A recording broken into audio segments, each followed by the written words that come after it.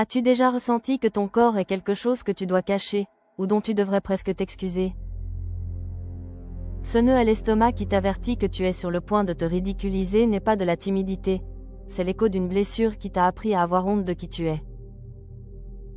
Aujourd'hui, nous allons découvrir pourquoi ton esprit utilise la honte comme un bouclier pour te protéger, et surtout, comment commencer à traiter ton corps et ton histoire avec la compassion que tu mérites.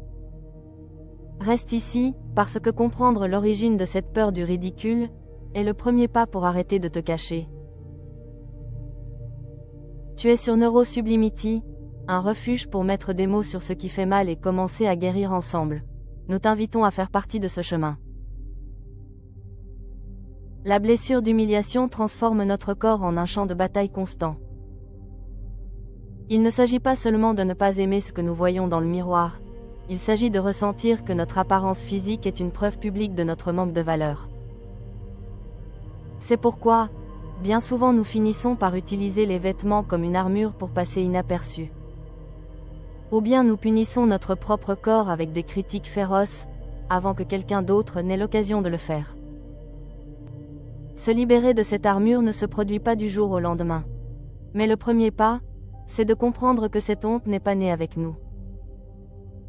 Il ne s'agit pas d'un défaut de fabrication dans ta personnalité, c'est une réponse apprise. Pour guérir le présent, nous devons regarder avec compassion cet enfant qui un jour a appris que se montrer tel qu'il était dangereux. L'origine de ce nœud à l'estomac se trouve généralement dans l'enfance. Elle apparaît lorsqu'un adulte, quelqu'un en qui nous avions confiance, s'est moqué de nos besoins, de notre manque d'habileté ou, ce qui est encore plus douloureux, de notre corps. À ce moment-là, l'enfant ne comprend pas que l'adulte agit de manière injuste. L'enfant ressent simplement qu'il y a quelque chose de mauvais ou de sale en lui, quelque chose qu'il doit cacher pour ne pas être humilié à nouveau. Comme le décrit la thérapeute Lise Bourbeau, la blessure d'humiliation crée en nous un masque, celui du masochiste. Non pas parce que nous prenons du plaisir à souffrir, mais parce que nous nous punissons nous-mêmes avant que les autres ne le fassent. C'est cette voix intérieure qui nous dit que nous sommes sales, maladroits, ou inférieurs aux autres. En comprenant que ce masque n'est qu'un mécanisme de défense que nous avons créé dans l'enfance pour survivre à la désapprobation, nous commençons à reprendre le pouvoir sur nous-mêmes. Lorsque cette blessure est active, notre relation à notre propre corps devient ambivalente. D'un côté, nous pouvons tomber dans le laisser-aller, en ressentant que cela ne vaut pas la peine de prendre soin de quelque chose qui nous fait honte. D'un autre côté, nous pouvons devenir obsédés par une perfection inatteignable, en essayant de corriger chaque détail afin d'éviter que le monde voie ce que nous considérons comme notre saleté. Il s'agit d'un paradoxe douloureux. Nous nous cachons dans des vêtements amples pour ne pas être jugés, mais en même temps, notre esprit ne cesse pas de nous juger un seul instant, comparant notre armure à l'apparente liberté des autres.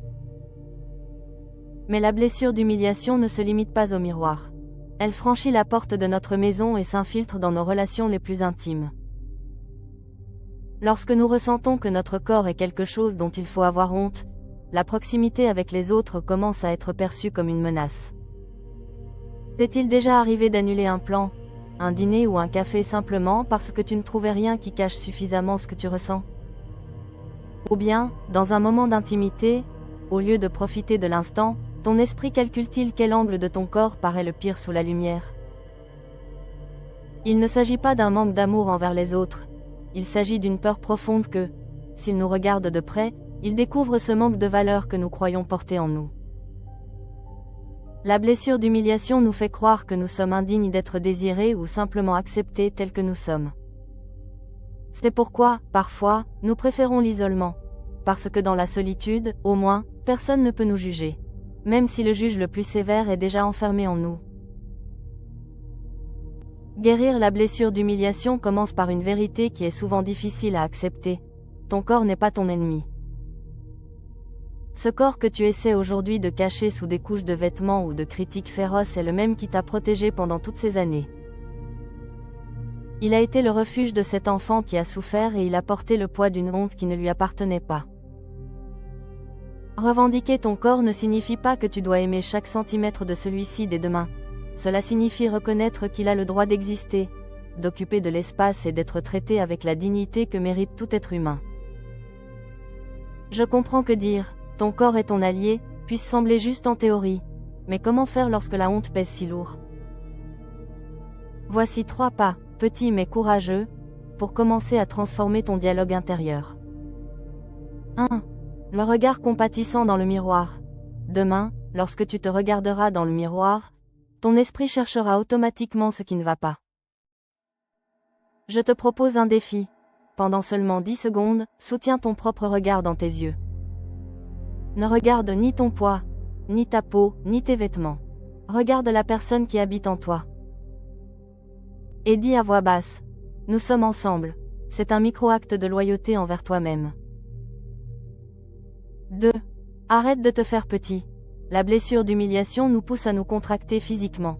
Observe ta posture aujourd'hui. Croises-tu les bras pour te cacher? Rentres-tu les épaules?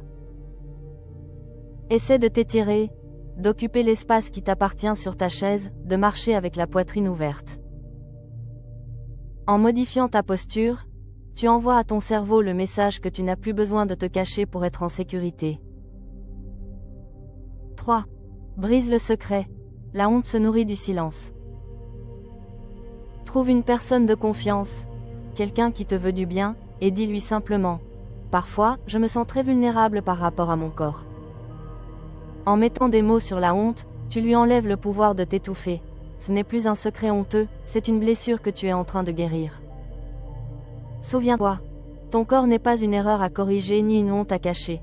Il est la carte de ta survie, le foyer qui t'a maintenu en sécurité lorsque le monde extérieur semblait hostile. Guérir la blessure d'humiliation ne consiste pas à changer ton apparence, mais à changer le regard que tu portes sur toi-même. Merci de m'avoir permis de t'accompagner dans ce refuge qu'est Neurosublimity. Si cette vidéo t'a aidé à te sentir un peu moins seul dans ta douleur, je t'invite à t'abonner et à partager ta réflexion dans les commentaires. En nommant notre blessure, nous commençons à la guérir ensemble. Prends ta place, tu as le droit d'être ici. À très bientôt dans la prochaine vidéo.